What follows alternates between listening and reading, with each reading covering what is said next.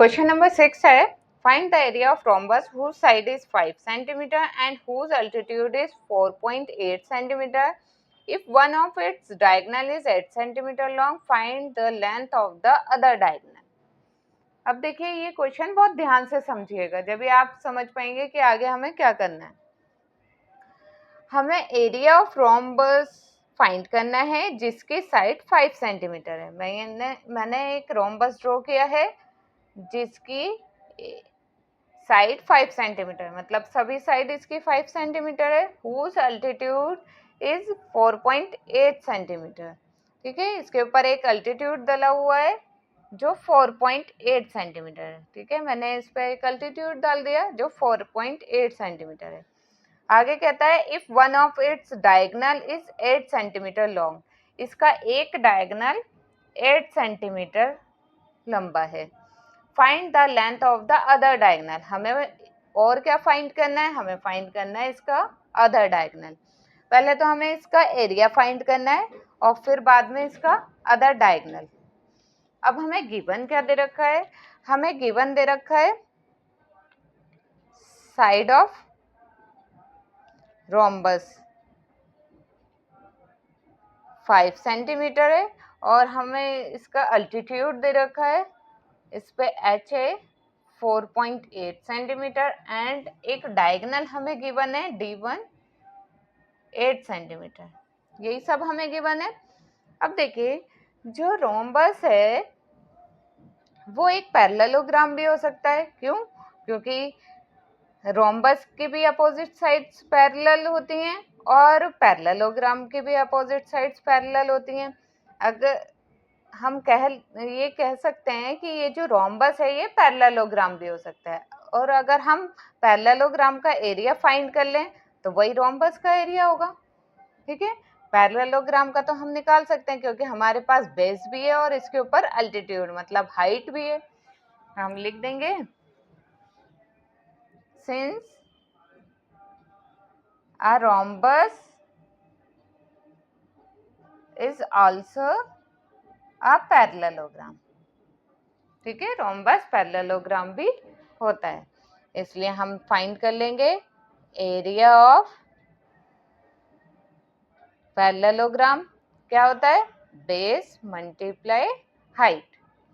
Base तो हमें given है 5 सेंटीमीटर और हाइट हमें गिवन है 4.8 सेंटीमीटर। इन्हें मल्टीप्लाई करेंगे तो आ जाएगा 24 सेंटीमीटर स्क्वायर। तो हमारे पास एरिया ऑफ रोम्बस भी आ गया। जो एरिया ऑफ पैरेललोग्राम आया है वही एरिया ऑफ रोम्बस होगा। तो फर्स्ट का तो हमारे पास आंसर आ गया area of rhombus. Area of rhombus equal होगा एरिया ऑफ पैरेललोग्राम के। ठीक है, ये दोनों इक्वल होगा, इसलिए एरिया ऑफ रोम्बस भी कितना होगा? 24 सेंटीमीटर। अब देखिए आगे हमें फाइंड करना था अदर डायगोनल, इसी से हम अदर डायगोनल फाइंड कर लेंगे।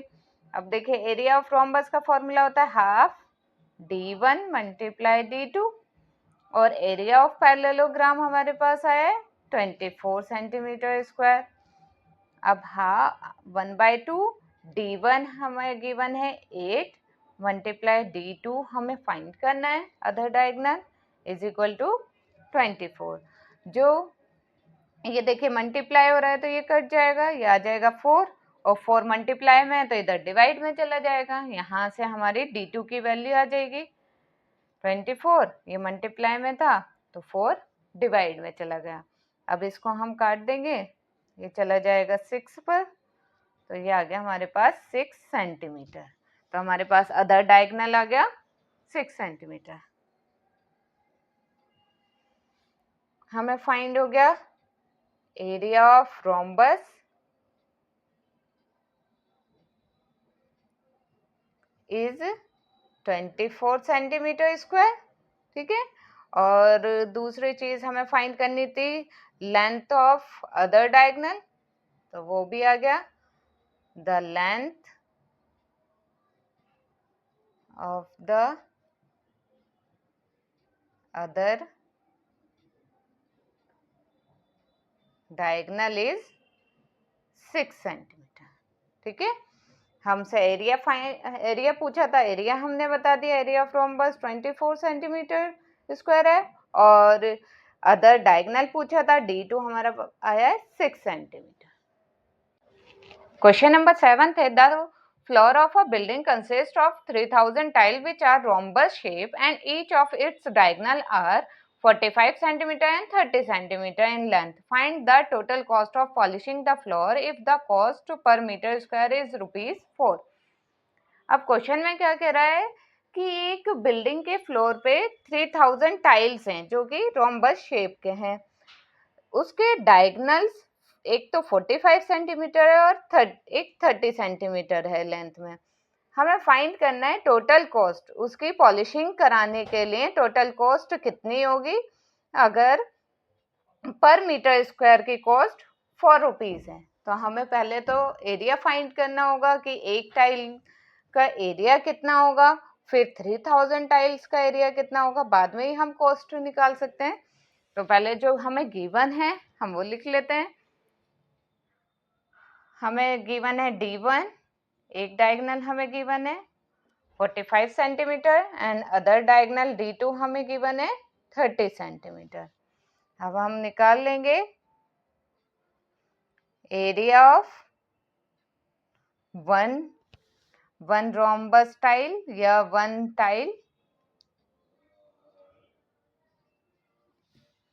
एक टाइल का एरिया कितना होगा, रोम्बस शेप का है, फॉर्मूला लगाएंगे हाफ D1 मल्टीप्लाई D2, तो 1/2 D1 हमें दे रखा है 45 मल्टीप्लाई 30, ये कट जाएगा 15 आ जाएगा।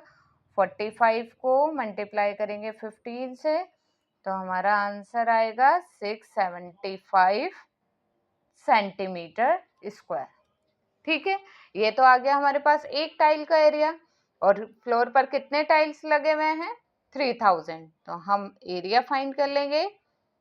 Area of 3000 tiles is equal to 675 को 3000 से मल्टीप्लाई कर देंगे। एक टाइल का एरिया इतना है तो 3000 का कितना होगा, 3000 से मल्टीप्लाई कर देंगे। तो इसको जब मल्टीप्लाई करेंगे ये आ जाएगा 202530 सेंटीमीटर स्क्वायर। ठीक है, एरिया तो हमारे पास आ गया कि टोटल एरिया हमारे पास कितना है, लेकिन एक चीज देखिए, इसमें जो हमें पर कॉस्ट दे रखी है वो मीटर में दे रखी है, मीटर स्क्वायर की, लेकिन हमारा जो एरिया आया है वो सेंटीमीटर में आया है, तो हमें इसको पहले मीटर में कन्वर्ट करना होगा। मीटर में कन्वर्ट करने के लिए हम क्या करेंगे, देखिए हमें पता है कि 1 मीटर 100 सेंटीमीटर के इक्वल होता है ना, होता है ना। तो अगर हमें इसे सेंटीमीटर को मीटर में कन्वर्ट करना है तो हमें क्या करना होगा, सेंटीमीटर को मीटर में कन्वर्ट करने के लिए 100 से डिवाइड करना होगा। तो इसको हम डिवाइड कर देंगे 100 से, लेकिन ये सेंटीमीटर स्क्वायर है इसलिए हमें 2 टाइम्स डिवाइड करना होगा। ठीक है, इसको सेंटीमीटर स्क्वायर है, सेंटीमीटर ये 2 बार है, तो मीटर में कन्वर्ट करने के लिए हमें 2 बार ही 100 को डिवाइड करना होगा। तो जब हम इसे डिवाइड करेंगे तो ये 4 के बाद पॉइंट आ जाएगा, मतलब यहाँ आ जाएगा, तो ये आ जाएगा आंसर 202.5 मीटर स्क्वायर। ठीक है, ये हमारे पास आ गया एरिया ऑफ 3000 टाइल्स मीटर में। अब हमें कॉस्ट फाइंड करनी है, लिखेंगे कॉस्ट ऑफ पॉलिशिंग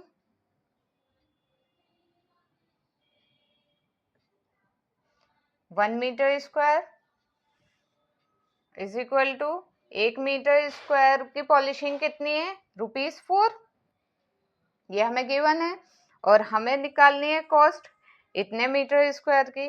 लिखेंगे cost of polishing 202.5 metre square is equal to 1 metre के तो 4 रुपीज है, 1 मीटर स्क्वायर के 4 रुपीज है, तो इतने की कितने रुपीज होगी, इसको मल्टीप्लाई कर देंगे 4 से, 202.5 मल्टीप्लाई 4, तो जब हम इसे मल्टीप्लाई करेंगे तो ये आ जाएगा 810 रुपीज। क्वेश्चन नंबर 8 है, Mohan wants to buy a trapezium shaped field. Its side along the river is parallel to and twice the side along the road. पहले इतना ही समझ लेते हैं।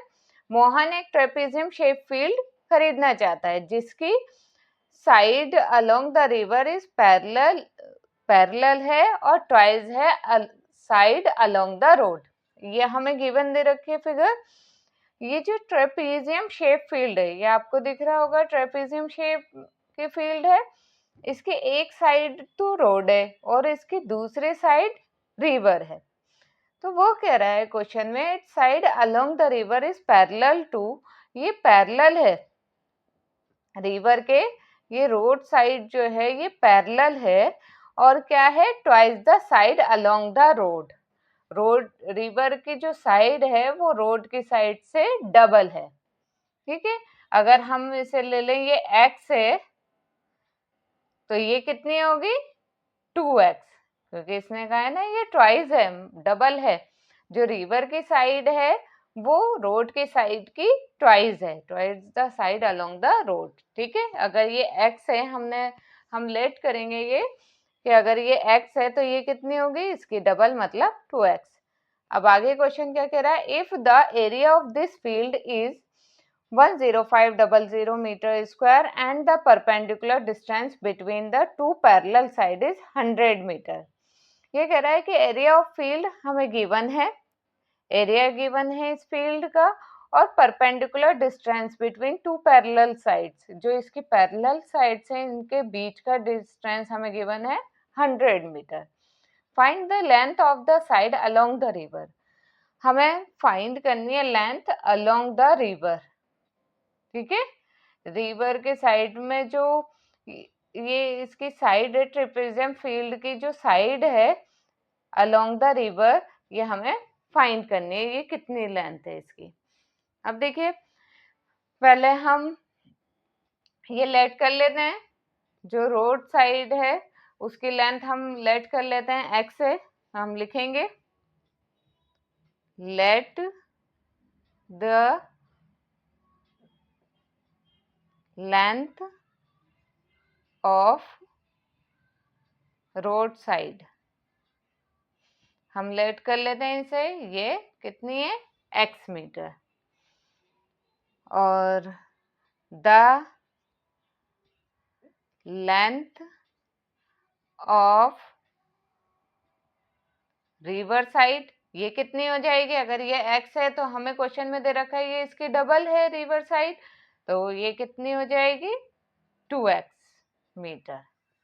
ठीक है, और अब हमें क्या गिवन दे रखा है, हमें गिवन दे रखा है एरिया ऑफ दिस फील्ड, हमें एरिया गिवन दे रखा है, हम लिख लेंगे एरिया ऑफ ट्रेपेजियम, क्या होता है formula, 1/2 sum of parallel side a plus B into h, इनके पैरेलल साइड का बीच का डिस्टेंस इंटू h। अब 1/2 पैरेलल साइड हमने लेट कर दी है, एक तो x है, दूसरी 2x है, और h हमें बीच का डिस्टेंस दे रखा है 100, और एरिया ऑफ ट्रेपेजियम फील्ड हमें दे रखी थी 10500। ठीक है, अब देखिए ये कट रहा है, पहले इसे काट देते हैं, ये आ जाएगा 50। अब 50 इसके मल्टीप्लाई में, तो इधर आकर ये डिवाइड में आ जाएगा, 50 डिवाइड में चला जाएगा, यहाँ बचेगा x प्लस 2x मतलब 3x। ठीक है, अब 0 से 0 कैंसिल आउट हो गया, अब 5 से इसे काट देंगे, ये आ जाएगा 5 2 ज़ा 10, 5 1 ज़ा 5, 0। ये आ गया 2 1 0 और 3 मल्टीप्लाई में था, 3 भी इसके डिवाइड में आ जाएगा, यहाँ बचेगा x, ये कट जाएगा, ये आ गया 70। तो x की वैल्यू आ गई 70। ठीक है, इसका मतलब हमारे पास लेंथ ऑफ रोड साइड कितनी आ गई, 70। और हमें फाइंड क्या करनी थी, the length of side along the river. Along the river कितनी थी, 2x। हम फाइंड कर लेंगे the length of the side along the river is equal to 2x। 2x थी, इसका मतलब 2 मल्टीप्लाई x की वैल्यू हमारे पास कितनी आई है, 70। इसे मल्टीप्लाई करेंगे, ये आ जाएगा 140 मीटर।